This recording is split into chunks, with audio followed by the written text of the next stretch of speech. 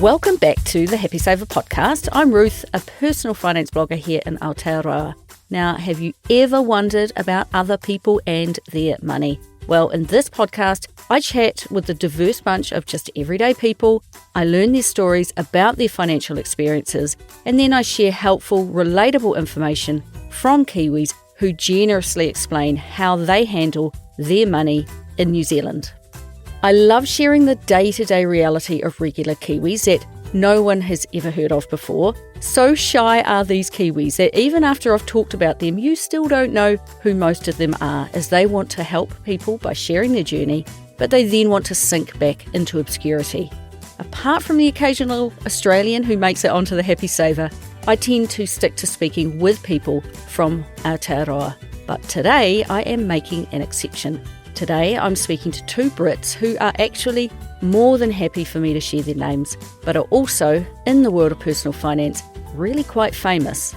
Today I am sharing the financial ins and outs of Alan and Katie Donegan, the world-travelling English couple behind the annual free online 10-week personal finance course that I have happily completed many times and regularly recommend that others do the same.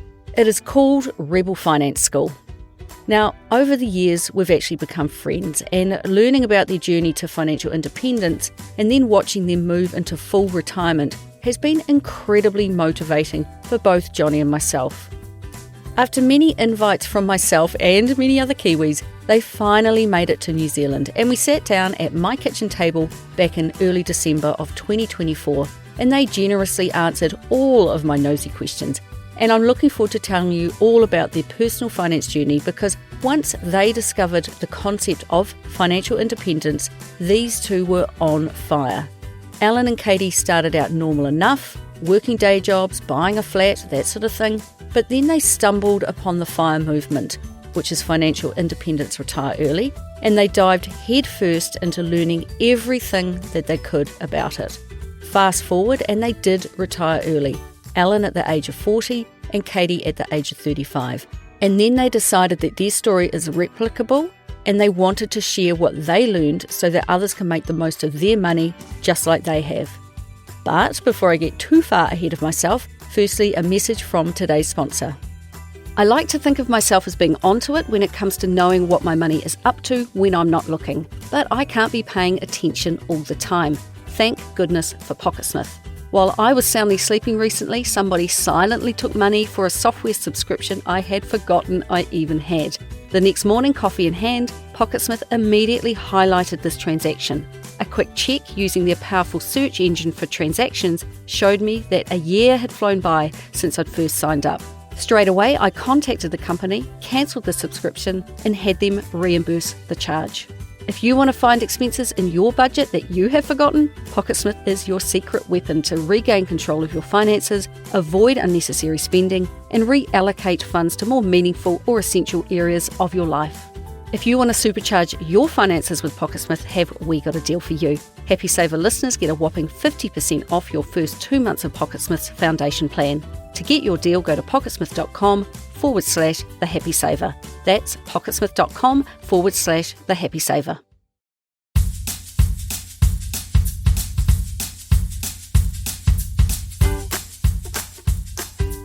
I always like to work out how and when I first came upon the person or people that I'm interviewing, and a deep dive into my inbox took me way back to 2018, where I signed up to a newsletter of Alan and Katie Donegan, where they were organising personal finance meetups on the other side of the world.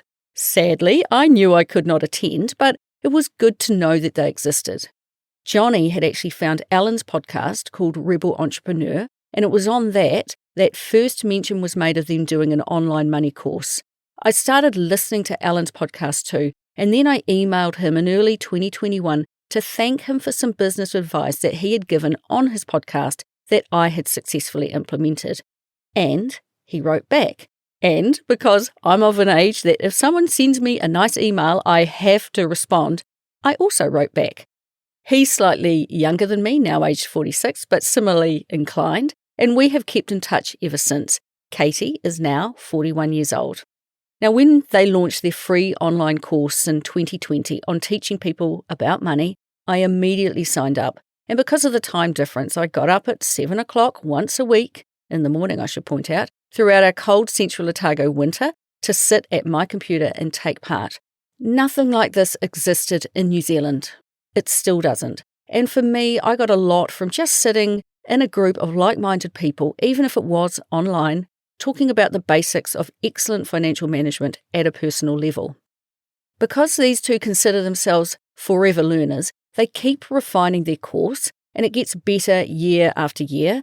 And year after year, I share it with my audience on the Happy Saver blog, meaning that of the thousands of people who have taken the course, 11% were actually Kiwis. In total, 43 different countries have shown up on the course, which shows that basic money habits are universal. So pure are their intentions to teach people about money. They were on the King's Birthday Honours List, and in 2025 they will be presented with their British Empire Medal to recognise the work they have done for financial education through the Rebel Finance School. So it is safe to say that both Jonny and I have followed along and now been friends with Alan and Katie Donegan for a good number of years.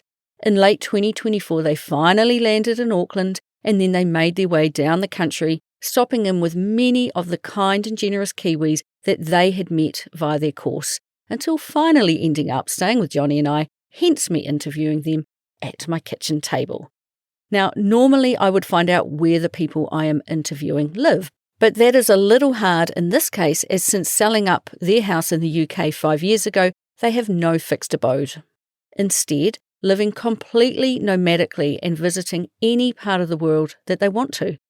If asked where they are from, they say the UK, but they no longer live there or own property there, and they don't appear to have any plans to do so anytime soon. It is good to speak with people living lives beyond financial independence, and that was why I was so keen to have them on the podcast. A lot of us are in the trenches of working towards work becoming optional, and these two are truly there, meaning that they can give us a peek into what's ahead and give us things to both think about and look forward to. Now, Katie grew up on the outskirts of West London with her parents and 2 older brothers, and Alan grew up in Hampshire with his little brother in a village to the southwest of London that he said was so small it had no shops, just a pub and a train station. And I asked them if, growing up, they had a sense of money. Katie said that she never knew the state of the family finances because, of course, like most of us, her parents didn't tell them, but she said she never felt any kind of scarcity and thinks she thought they were probably comfortably middle class, and this impression came from the fact that they had one of the bigger and nicer houses compared to her friends, but that was pretty much all she had to go on. They never went on fancy holidays or anything, and if she were to ask about taking one, her mum, who was a teacher, would always say, well, it all depends on the business. She said that they might have gone from famine to feast a little bit because her father was self-employed. He worked as a market researcher, so their ability to do things seemed to very much depend on that. So I had to ask what was 1 or 2 pieces of advice that her parents taught her about money when she lived at home. They taught her to live below her means, which Katie said is just a fancy way of saying spend less than you earn, and they said always pay your credit card off in full at the end of the month. So 2 very good things to learn early, she said. And I asked them what advice they might have for teenagers these days, and Alan gave some more comprehensive advice when he said that money is a tool that you can use to create whatever future you want. But if you don't have that tool, if you don't manage that tool, you will never be able to live the life you want to live. So the best thing that he thinks adults can do is inspire teenagers that money is a tool to be used to create the adventures, the experiences, and the life they want to live. And then I couldn't resist a supplementary question, given Alan created a program called the Rebel Business School, and I have a teenager of my own in her very last year of school. It's hard for a lot of kids to even know what they might want to do. So what advice might he have for them? Well, Alan said he would be staring them in the eyes, pressing them to answer the question, what do you want to do? Or, as a fellow Happy Saver called Jennifer so beautifully said it in a recent email to me, ask, what is your next step? He encourages young people to find out what they're excited about, whether it's computer games, technology, people, or travel, it really doesn't matter. their dreams are unique to them, but then saying to them, if you get good at money, you have unlimited time and to experience and try things to help you decide on your next step. Getting good with money means that when you decide what you want to do, at that moment in time, you have the resources. They said that as parents and adults who care, we have to find the hook, that thing that our tamariki are excited about, to get them interested and begin to teach them about money, investing, living below your means, and how money can go right or wrong. They think that if you can start to get them excited and find out what they're into, you can then tell them they can do more of that thing if they get good with money. And a big aha moment for Alan was when he was given the opportunity to challenge the thought of following what he calls life's standard plan. And that standard plan is reinforced by any person who wants to teach and prepare you for life, he said. And it goes a little something like this. You must get good grades, and once you've got good grades, you can go and get a good job. Once you've got a good job, you can get a pet. If you don't kill the pet, you can have a partner and a baby. And then you can buy a big, expensive 4-bedroom house. You can pay that off for the next 40 years, and then you can retire, often with no money. He said that this life standard plan equals success in most of the world's eyes. But when he was young and someone sat him down and asked him, what do you actually want? Well, it just blew his mind because he didn't know that designing his own life was a choice, and he didn't have to follow a standard plan to feel successful. So both Alan and Katie are insistent that if we can help our young people, our tamariki, by asking them, but what do you actually want, and really engage with them to find out what they're into, what they're excited about, what they're not excited about, and open their eyes to the world and the possibilities, well, he thinks we can reach them better. Now, as for Alan, his upbringing with money was a bit of a roller coaster, to say the least. His parents went from being incredibly wealthy and driving Bentleys and Mercedes while living in nice houses to having to do yard sales and car boot sales to earn enough money to buy food, because his dad lost everything and took a path that eventually sent him to prison. While his mum was quite sensible and good with money and taught Alan to pay off a credit card in full each month and save, his dad, he said, was hopeless, both earning big but then spending everything they had.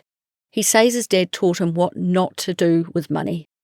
One significant memory for Alan is that when he was about 17, his father persuaded him to invest his entire life savings, which is about £7,000, earned from part-time jobs and hustling as a teen, which at that time would have been enough for a house deposit, into an actively managed high-growth technology fund.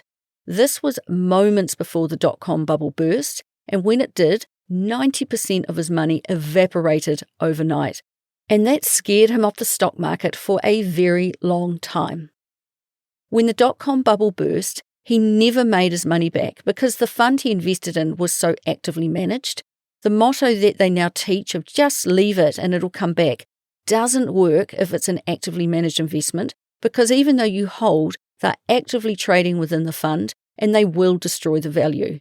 Losing money scared him off stock markets, but he never learned from that. He just took from the story that the entire stock market is evil. Now, when Alan finished school, he was actually really keen to go and work for his dad in his sportswear business. That was his dream, and it went well for a little while until his parents' marriage started to crumble, and then it went badly wrong for both family and the family business. Alan said he had a strong enough negative experience with his father's alcoholism and domestic violence towards his mum during that time that he wanted nothing to do with them. He wanted to get away and stay away and be nothing like him. Working in the family business whilst your parents are getting divorced left him in a mess, and he didn't know what to do. So he went through a period of many years of just trying all sorts of jobs. He loved working with kids in rugby and football after school clubs, and he found that a phone marketing sales job was tough, but okay. But photocopier sales and direct in the field sales was a massive struggle because it felt like ripping off the customers. He struggled to find his feet, but he was also, much like the advice he gives others today, he was also testing out different jobs to see what he liked or didn't like. And eventually he actually reached the view that his father was not evil, and while he did some things incredibly poorly, he he did some things well, and Alan was able to actually evaluate that he had some skills and some parts of his personality that he could learn from his father, and others that he wanted to avoid at all costs. And reaching this point of recognizing what was worth keeping from your upbringing and what should be just thrown away, it took a good few years to learn, he said. The next question I asked them both was, what made them interested in money enough to end up at my kitchen table talking about it? Katie said that in the almost 20 years that she has known Alan, he has been thinking differently about life. He has always been into doing things consciously and intentionally and working on personal growth and personal development. Now, this came from a specific point in time when he was aged about 20. His family and his life was a bit of a mess, and someone said, looks to me like your life is a bit rough, Alan. And they handed him a small self-development book and said, read this. He was so grateful to that person because he did read it and it changed his life. Why? Well, the book said that anything is possible and here is how you can achieve it. And it just blew his mind and it sent him on a self-development journey. Because money plays such a big role in our lives, it was inevitable that it was something that he dived into. And that was where he and then they, because these days they go on almost all personal development courses together, learned about buying assets, index investing, and about finding out what your financial target was, something they now know of as the 4% rule, so you could know when you can retire. In 2005, Katie was 20 and Alan was 26, and they actually met in Costa Rica at a volunteer project. Both were looking for some respite from life, Alan from his parents' marriage exploding and his dad going to prison, and Katie from the pressures of her second year at Oxford University, where she hit the wall with burnout and depression. At just 20 years old, she fell apart, she said, and retreated home to her family, where she worked as an accountant and she did some office work, and she saved money. And it was her mum telling her to get out and go and do something and spend some of her saved money that led to her going to Costa Rica. So they always say they had to go all the way to Costa Rica to meet each other when they actually lived just 37 miles apart in the UK. Whereas Alan never boarded the standard life plan train, Katie did, and after Costa Rica, she returned to university to study statistics and found her groove this time, and she got the top marks and awards that she was looking for, with Alan now encouraging and supporting her. She then followed along the standard plan by getting a graduate job and then continued her education with her employer. To pay for her university, it was a combination of her parents paying for her accommodation in the first year, and the second time around, she stayed at home and commuted to university each day. She took out a student loan and used an overdraft facility with her bank, but in the holidays, she worked to earn money to pay all of the loans off before starting the year again. Katie worked as an actuary in the life insurance industry, helping life insurance companies figure out how to comply with new regulations. There were days when she loved it so much that she would have done it for free, and other days where it was a bit more trying, but all in all she liked the work, particularly her colleagues and the friends that she made. Above all that, Katie is well known to have an even greater love creating spreadsheets. She's a bit of a spreadsheet guru. When they became a couple and returned to the UK, Alan worked as a landscaper and made a decent enough income, and Katie was a student without much money. It was a little awkward initially because they wanted to do stuff together, and Alan wanted to pay because he could afford to, and Katie felt a bit weird about it. But then Alan explained that right now he has money and she does not, but there will probably be a stage where she is earning more. So at that time, should he feel weird about it? He said our incomes will always go in cycles, and true to his word, they did. It's always awkward. I know Jonny and I found it the same. I was a student, just scraping by, and he had already started his graphic design career. But just as Alan says, roles can be reversed. And sure enough, when Katie began her graduate job shortly thereafter, Alan's job ended.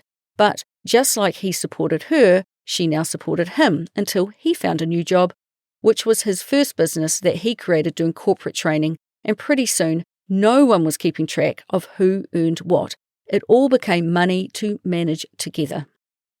Once they moved past those awkward conversations, I asked how they so easily chose to manage their money together and what advice they would have for other couples. Katie said that quite quickly they had a common goal, which was to save up for a house deposit together, and she doesn't remember ever thinking, well, I've put in more than he has, or vice versa. And Alan said that from the very start he was adamant that we have to do this together because his parents hadn't.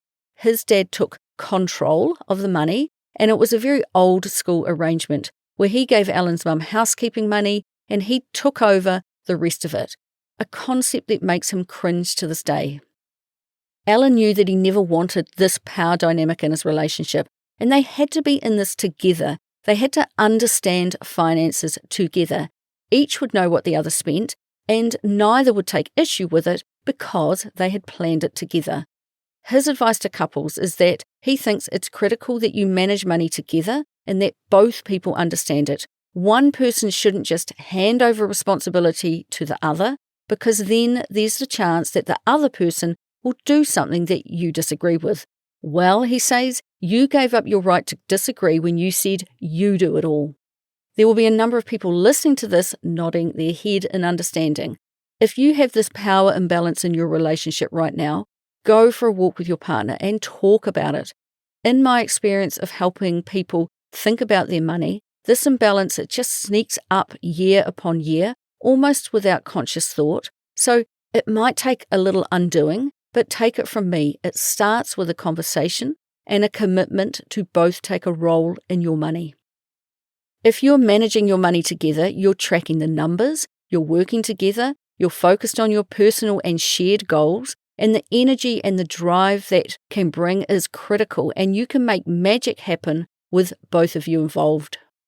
But if one of you is dragging the other whilst the other one completely checks out, it just causes pain in your relationship. So Alan says it is critical that couples do it together. And if you're a real team and you have a goal together, such as becoming financially independent, it's so exciting, he said. They learned that if they wanted to grow wealth, they needed to buy assets. But because of his stock market scare as a teenager and his belief that the stock market is evil, in 2010, having read Robert Kiyosaki, who they do not recommend you read, by the way, it was housing that they were looking to buy. And right when they were shopping to purchase a home together to live in, they read that it was unwise to buy a big liability. And the home that you buy to live in is not an asset, it's a liability. They use a very straightforward concept to explain this by saying that the reason is that it takes money out of your pocket and it does not put money back in your pocket. 5 years after they met, they took the advice to buy a small liability on board, and they bought a very small apartment, and that single decision to not overspend on a house and to learn the difference between a liability and an asset, it had a massive impact on their lives, Katie said. Despite family encouraging them over the years to buy a proper house, which is what they considered to be a standalone multi-bedroom home with a yard, etc., in 2010 they put down a 25% deposit of £42,000 to buy their two-bedroom, £168,000 apartment or flat in the UK. And ever since then, they continued to resist suggestions by friends and family to upsize their home and life. They kept it simple. Now, at that point in time, collectively, they were earning £60,000 to £70,000 a year, and both of their careers and incomes were building. Initially, they were like most couples, just wanting to settle into the new routine of budgeting to pay a mortgage payment, and as extra money started to build up in their account, and having zero idea about the concept of putting money anywhere other than a house, they would whack extra money on the mortgage. Learning about the share market took a long time, and the journey began in about 2014, when Katie received a cold call at work from a financial advisor, and they asked Katie if she would like to build wealth and invest. Well, that was a big yes, please from Katie, so off to their office she went.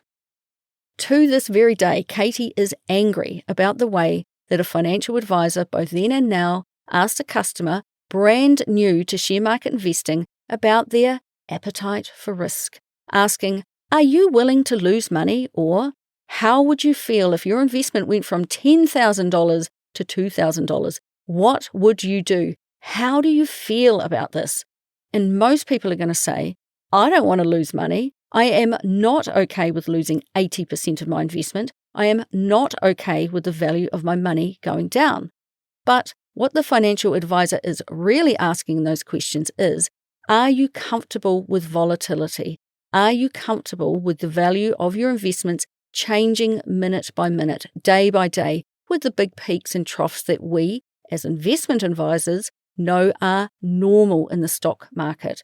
So people say no to their questions. So then, rather than educating the client and saying risk and volatility are two different things, they put them into low-risk funds, which is exactly what this advisor did for Katie. This young woman, with decades ahead of her to ride out any volatility in the share market, was put into two low-risk funds. One of them was even called a cautious fund.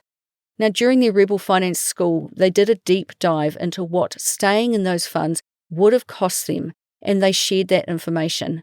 Katie, in particular, loves math and creating spreadsheets, so she compared what they invest in now, which is mostly the Vanguard FTSE Developed World ex-UK fund, with what she invested in back then. You can read their exact investment mix on their website if you want to. Had they stayed with the active manager and paid their fees to manage their money, their net worth today would be just a little under £1 million, which sounds pretty good, particularly if you think of it in New Zealand dollars, which would be about 2.2 million. However, because they took over their investments and moved into the funds they did, which are considered low-fee, passively managed, and huge global funds that buy an entire share market instead of stock picking, their net worth is now actually over £2 million, a staggering £1 million difference in investment value. So, without knowing any better, she actually stayed with this advisor for a good number of years before switching to their current investments. What Alan and Katie have come to is an investment strategy where they buy an index fund and hold the majority of it forever. And by investing this way, there may be big volatility year on year as the share market bumps along, but your risk of losing money over time, and they mean decades, is extremely small, virtually zero, Alan says. Now, this is a good time to share one of the resources they recommend that will explain this well, and that is the talk that J.L. Collins, author of The Simple Path to Wealth, gave at Google back in 2019. Just search it on YouTube. Alan thought it was really important that they share this information because in their extensive experience of speaking with people from all over the world, a financial advisor and the fees they charge can quite often cripple your ability to get wealthy rather than help you get wealthy.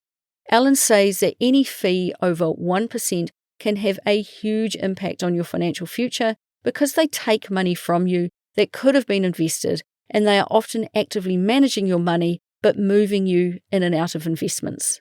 Now, this view was reinforced during a conversation that they had here in New Zealand with a person who was actually really angry that they got put into a balanced fund by a financial advisor that they also paid high fees to, because they did not understand, as they do now, the difference between risk and volatility. And now, years later, they are aware of all the growth they have missed out on their investments. Now back to their journey as I try to map out their path in some kind of semi-straight line, always an impossible task for me as I'm the world's worst interviewer and our kōrero did go all over the place. But with a roof over their heads and investing with a financial advisor, they then took a good couple of years to save up enough cash for a deposit so a bank would give them a mortgage and gave them time to research the property market to try to find an asset that created a return. They took the path to buy more property because property is an asset, and they were still scared of the other huge asset class, the stock market. Not that they had really learned a single thing about it. And in 2015, they bought their second and third property, 2 tiny studio flats that were on sale together. They calculated they would get about a 15% return, which is an amazing return. Alan pointed out that property can be okay if you understand the numbers, but most people do not understand the numbers, and then they end up with properties that are negatively geared, and they are paying for their tenants to live in their apartment or flat or house, and in those scenarios, it's a terrible idea. Their segment on Rebel Finance School about the profitability of property got a lot of attention from my audience here in Aotearoa, when people went to their website, which is rebeldonegan's.com, and used their return on equity calculator. If you are curious about whether your rental property is indeed a good investment, go and check that calculator out. They paid £104,000 for each apartment after months of back and forth with the seller, who had paid £104,000 to buy them. The seller wanted to make a capital gain, but the housing market was not on their side, and they sold them to Alan and Katie for the price they paid.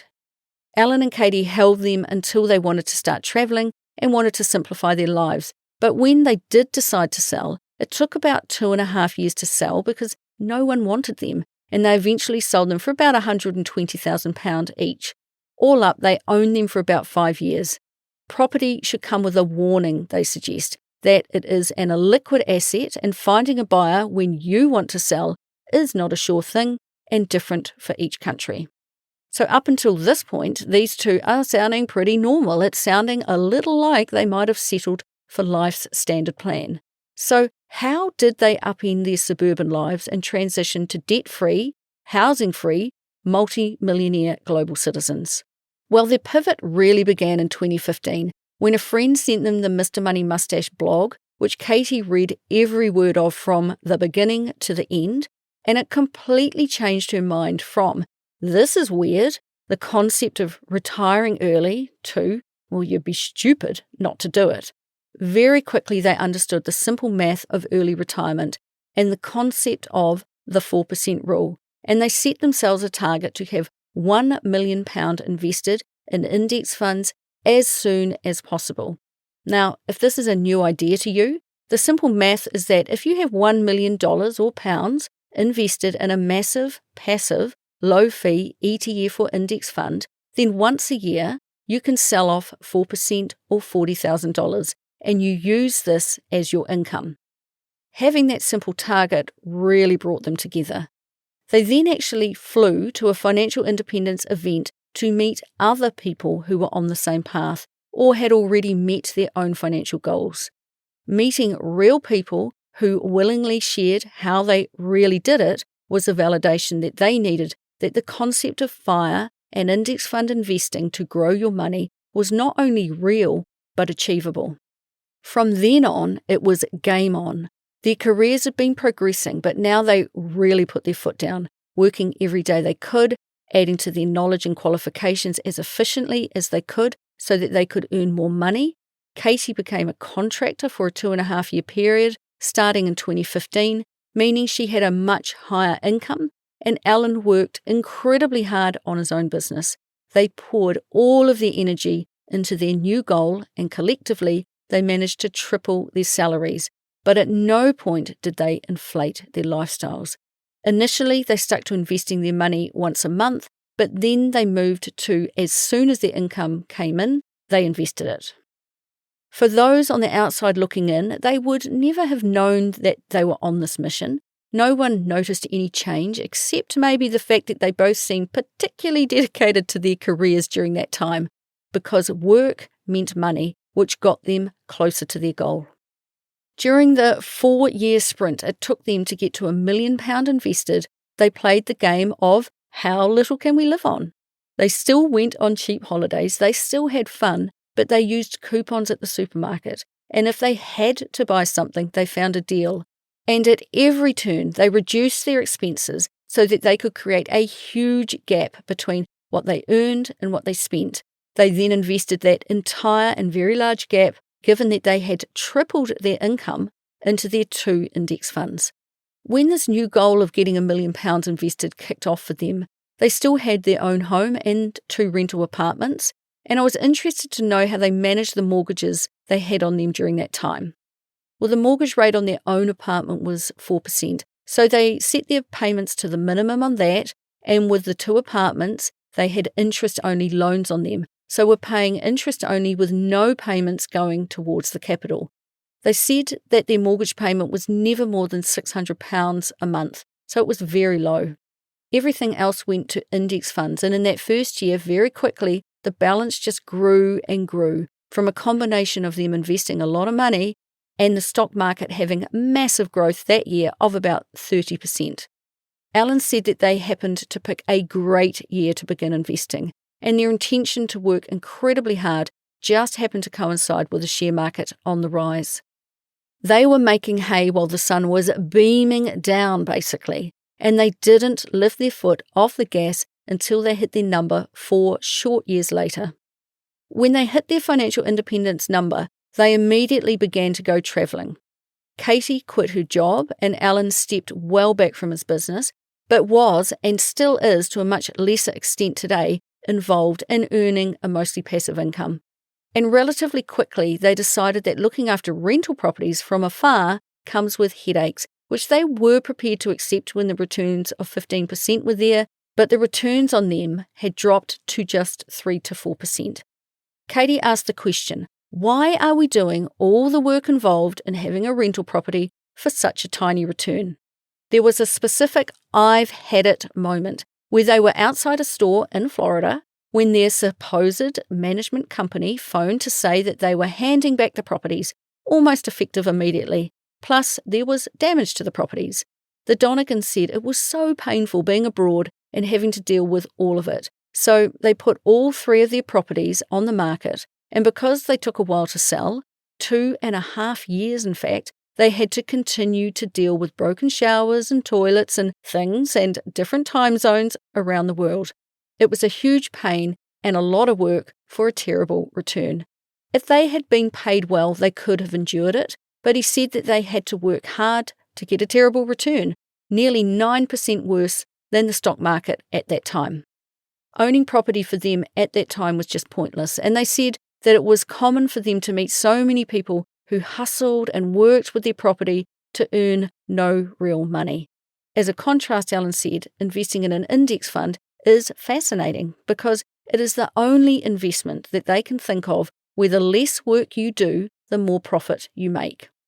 Given they had been organising a lot of in-person meetups with Kiwis during their month in New Zealand, I wondered what their take was on New Zealanders using property as an investment. They said that so many people come on their course and they say that the Donegans are anti-property, and it's just not true. They are not anti-property, they are pro-maths, and most people do not understand the maths of their investment properties, and that's true all over the world. So they always say, do the numbers, because that's how you should be making your investment decisions. There are 2 elements to every decision, emotion and math. Most people make investment decisions with emotion, and to Alan and Katie, that's just a little bit crazy.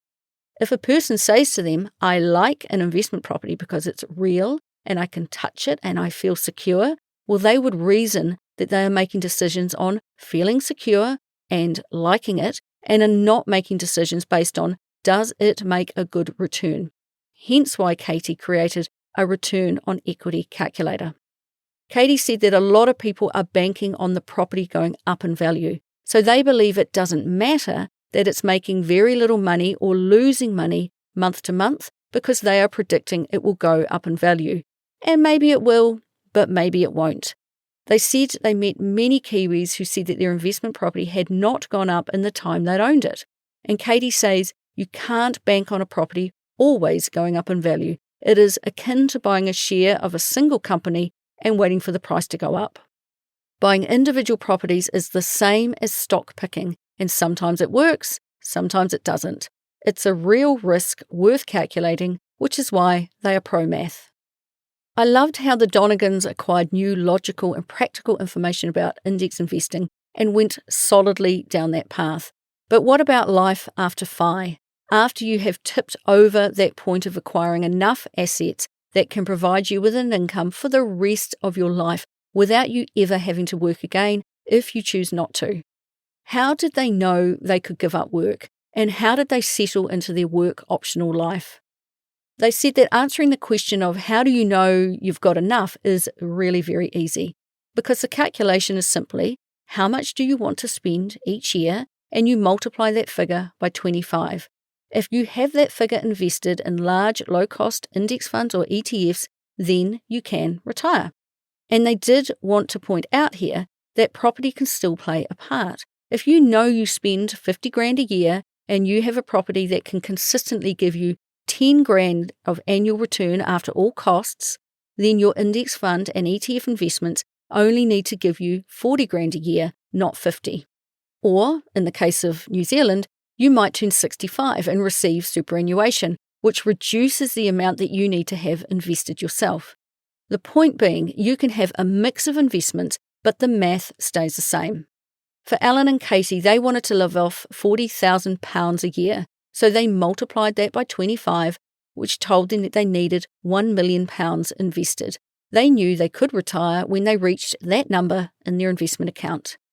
Now, I wondered if they suffered from one more year syndrome, where they knew they'd hit their goal, but what if the share market dropped? Maybe they should work a little longer and give themselves a buffer. Well, that was a firm no. By then, they were so immersed in the financial independence world that they knew that this was everyone's fear. They'd been running FI events, speaking about FI at conferences, and had interviewed J.L. Collins about his book, The Simple Path to Wealth. They'd talked to Christie and Bryce from Millennial Revolution, and even with the guy who kicked it all off, Mr. Money Mustache. And they all said, you will feel that fear, but you will be fine, just get on with it. So they did. Now, travel has been a big part of their lives since they stopped working for money. A lot of FI people like to travel, and a topic we discussed was a hot topic for Katie. Travelling the world as British citizens since Brexit got harder, and Katie said that she is almost evangelical about people getting more passports, if they are entitled to them, and therefore gaining more freedom to roam the world in their post-retirement years. She said she spoke with a lot of New Zealanders during this visit who said that they had Irish grandparents, to which she said, you can most likely get an Irish passport, which came as a surprise to many. But doing so will make international travel easier if travelling extensively is one of your future goals. Alan has British and will soon have Irish citizenship, and Katie has both British and Polish citizenship, which means they can be European, which aids travel around the world. Then comes the question, how do you actually finish work and transition to living off your investments? The simple answer is that they look into the future and they estimate how much they will spend and therefore how much money they will need to draw out of their investments. And when I say draw out, I mean sell. Time in the market is important though. So if they know they will spend £50,000 in the next 12 months, they don't sell it all at once. They are more likely to sell off £10,000 chunks at a time, which leaves the remaining £40,000 invested because the chances are that it is growing and compounding throughout the year.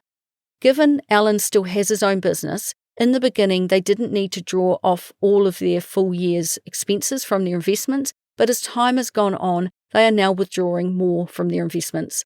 So I know what you're going to ask. What would happen if they needed another £10,000 for their next adventure, but the share market had suddenly dropped by 40%?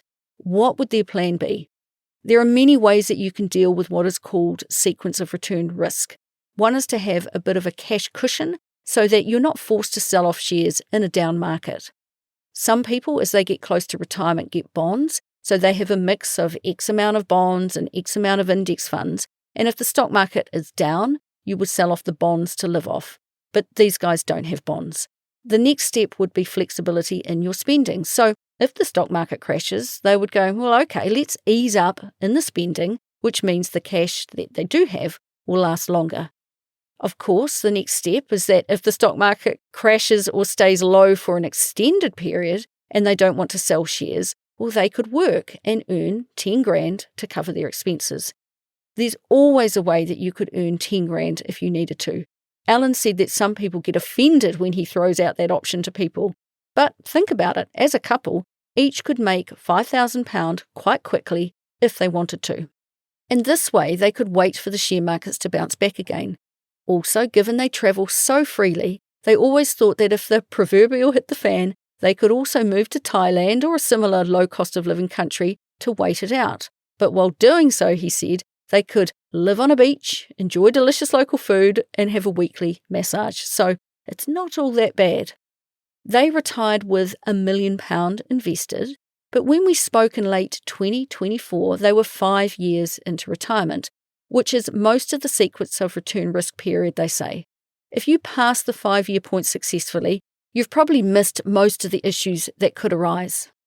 And in Alan and Katie's case, Their portfolio, and this sort of staggers me, has gone from 1 million to 2.2 million pounds over that period, which feels insane, but you can't argue with math. Their problem has actually been that they can't spend their money fast enough, and believe you me, they are trying. The only changes they've made were at the beginning of that 5-year period as they were waiting for each of their properties to sell, which took longer than they thought, and they then invested that money in their simple global index fund. They will also get a state pension of £10,000 to £11,000 each when they hit the retirement age of 68. They are ensuring they are actively paying into this fund in accordance with the UK rules, so this will be a cherry on the top in the years ahead. For the last 5 years, the world has been theirs to explore. Although Alan is still part of a business, his role is very hands-off, meaning that they can go anywhere they please.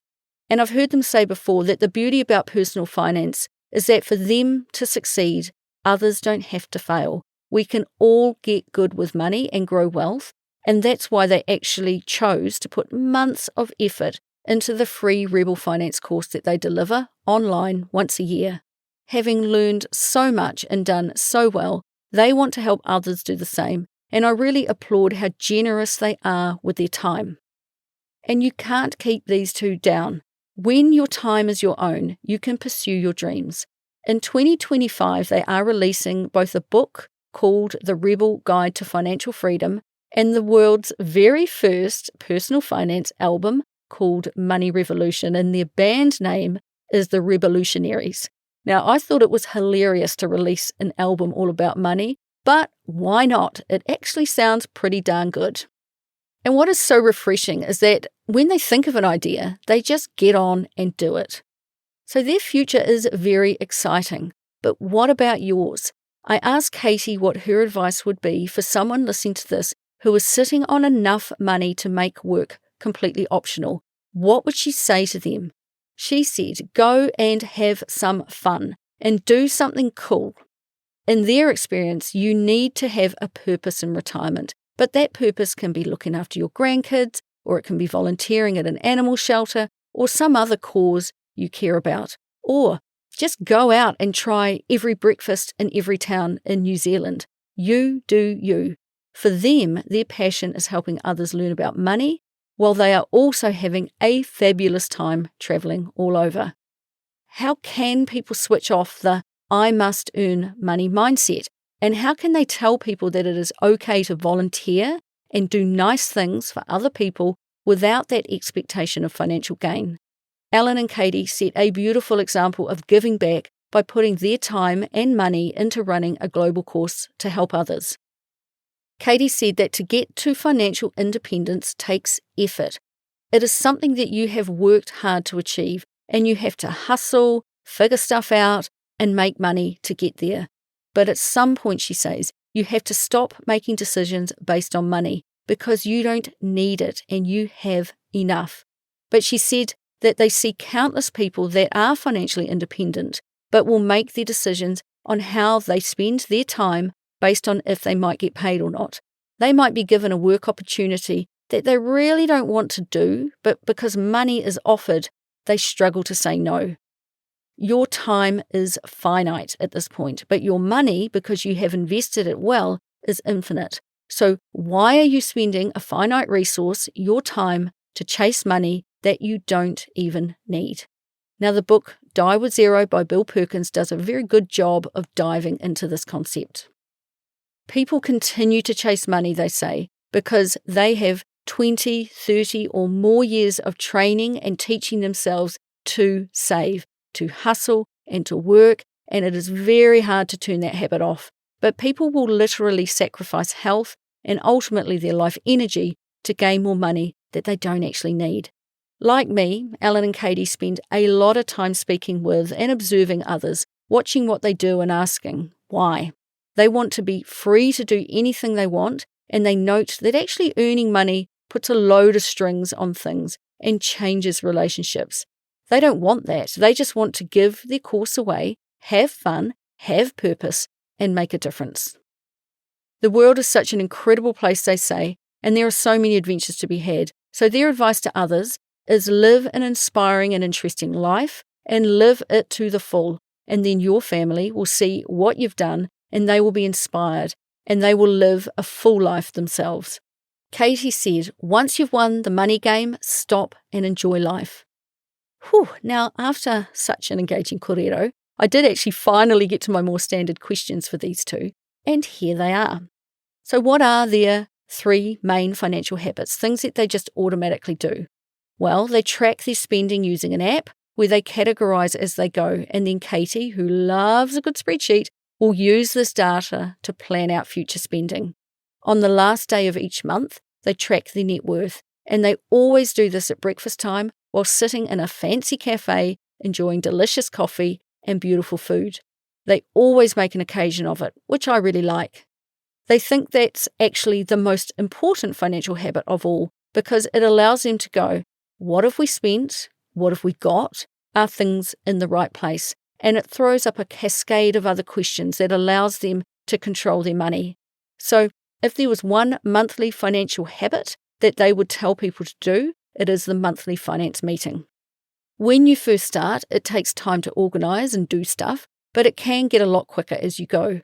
When they first started, it could have taken 2 to 3 hours, but now they can do the numbers in just 15 to 20 minutes and then have a nice chat and a brainstorm over breakfast.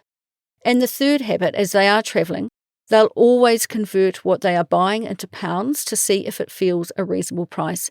They still don't just waste money or spend willy-nilly. They want to find value in their purchases.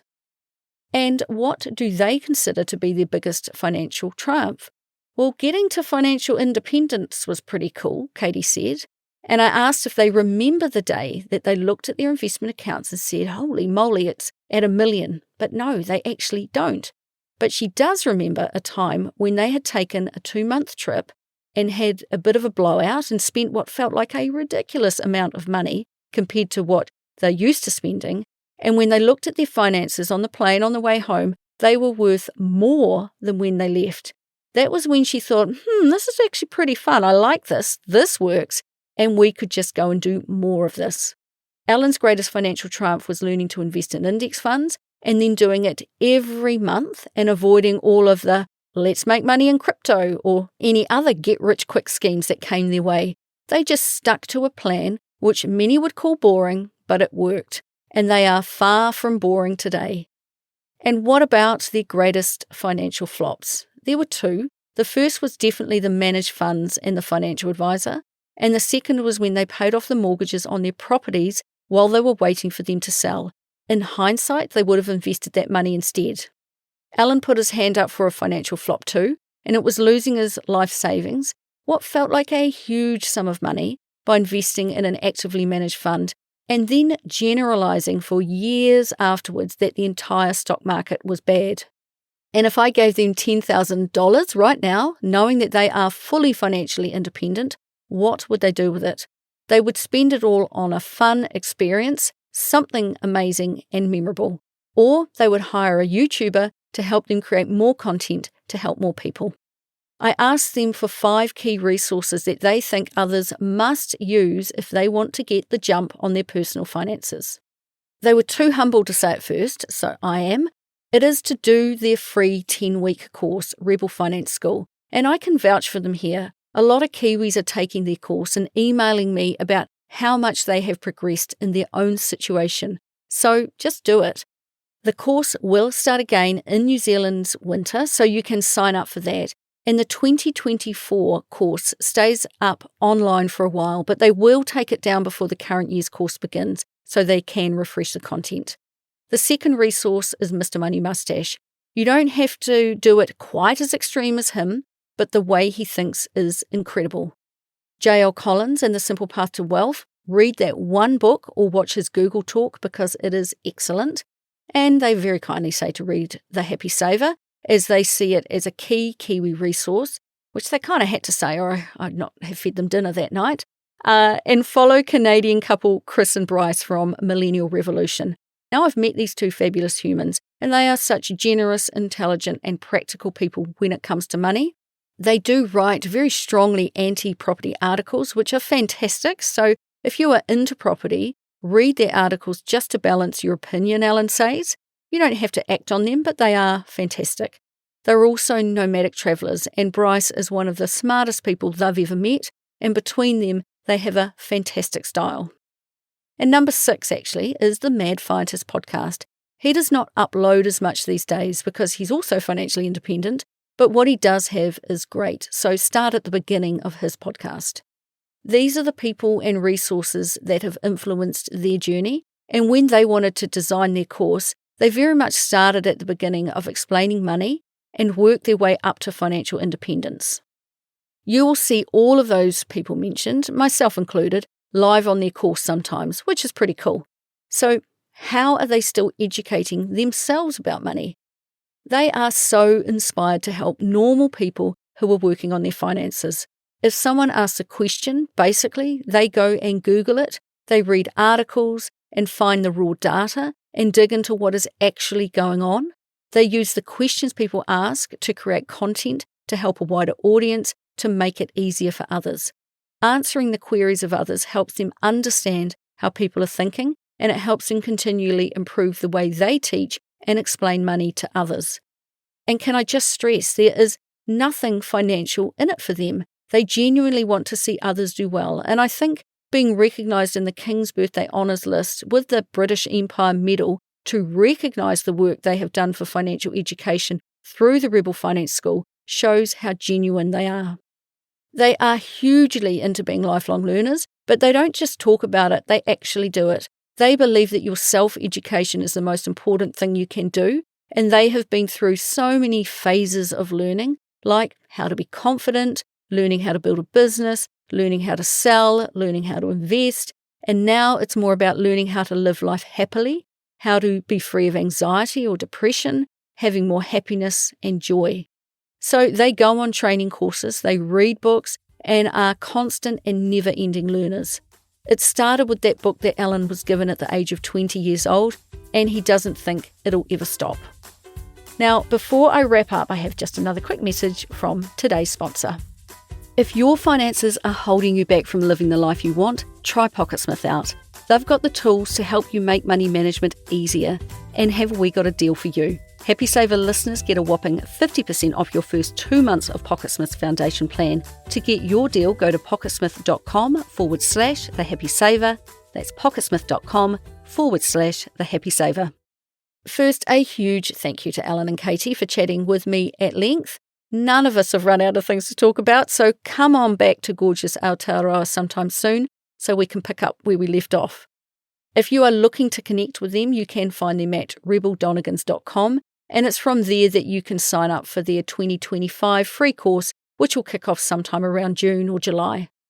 Maybe it's because I didn't just have an hour or two to interview Katie and Alan. Maybe it's because we spent 4 days together and have enjoyed many a phone call, but I genuinely think that they are who people talk about when you hear the phrase, surround yourself with people who lift you up, or you are the average of the 5 people you spend the most time with.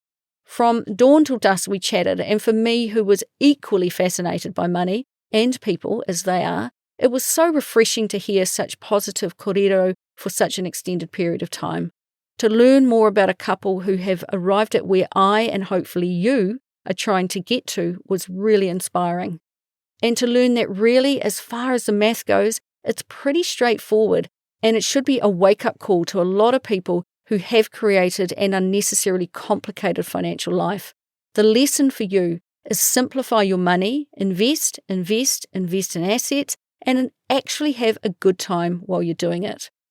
When people first shyly or nervously ask Alan, Katie, or myself a question about money, we are never judging them, but are instead curious about what they do and why, and try to work out what angle we need to take to help. Alan said that people take the question why as an attack, but he is genuinely curious and will openly ask, why do you do that? I don't understand. Please explain it to me, because you might have a genius reason for doing it that I cannot see, or I can help you make a better decision next time. So there's zero judgment, and they say to you, never punish past you. You were doing the best you could with the knowledge you had, and now given you have asked a question, you now have new knowledge. What are you going to do differently? So stay curious, ask questions, analyse the answers, and continue to do better and grow wealth day after day as you head to your version of financial independence. Because looking at these two, the destination is worth the journey.